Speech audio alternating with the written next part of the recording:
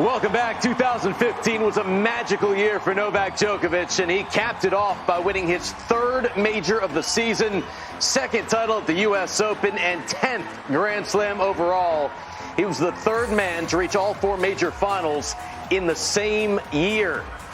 And with that, we welcome in 2003 U.S. Open champ Andy Roddick alongside Lindsay and Prakash. Great to see you. I hope you had a good weekend, Andy. What was your recollection of the 2015 final between Djokovic and Federer?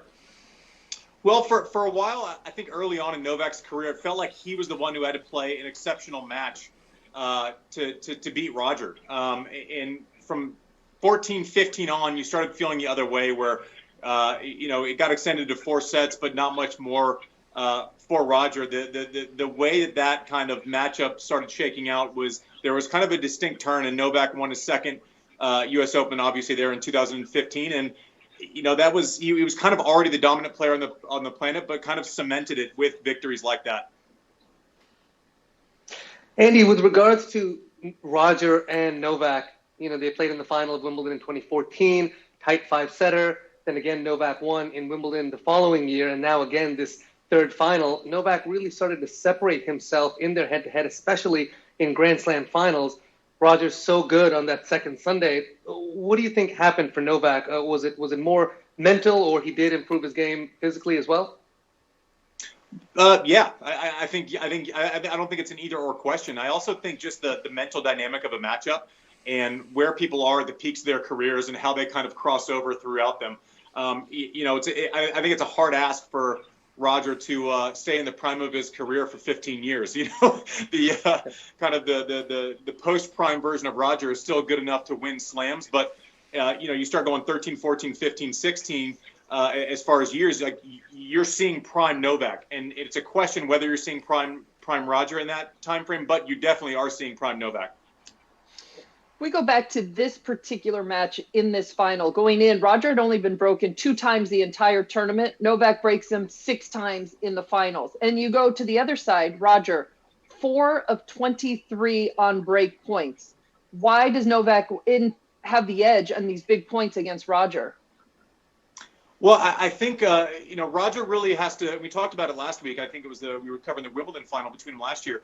Novak's able to keep that space between him and Roger better than any person I've ever seen. He's able to switch directions so he can get the pattern he wants against Rafa and Roger. He gets his pattern better than I've ever seen because him taking a backhand up the line isn't a risky play for him. It's just it's as stock as you and I hitting it cross court as a rally ball. So because he's able to keep that space keep length between him and Roger's not able to kind of get inside the court with that forehand and kind of get aggressive like he wants to.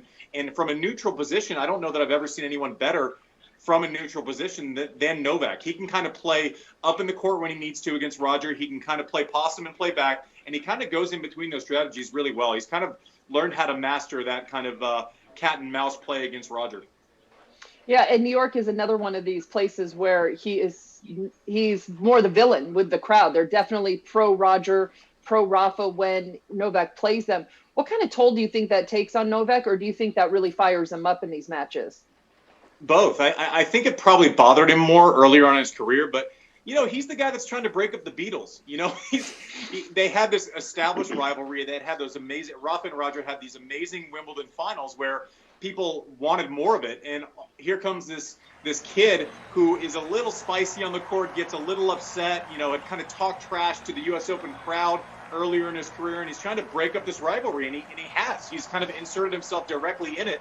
And, oh, by the way, I have a winning record against both of the guys who you adore. So, yeah, I mean, listen, he's like the guy who's trying to shoot Bambi. You need a villain in a great movie, in a great novel, in a great work, So, and he, for better or worse, anyone who came in and started beating up on those guys was going to be the villain. Andy, you talk about the atmosphere of New York City. I mean, I'll never forget when you won there. It was such a special time. Do you think that sort of adds to the whole rivalry here? I mean, we've seen Roger and Novak play in so many different atmospheres, but, watching them play in New York, it feels a little bit like something different. It is different, but I think a lot of it's because Rafa and Roger have zero history at the U.S. Open. It's the we thought we were going to get it a couple of years ago. They've never faced off there.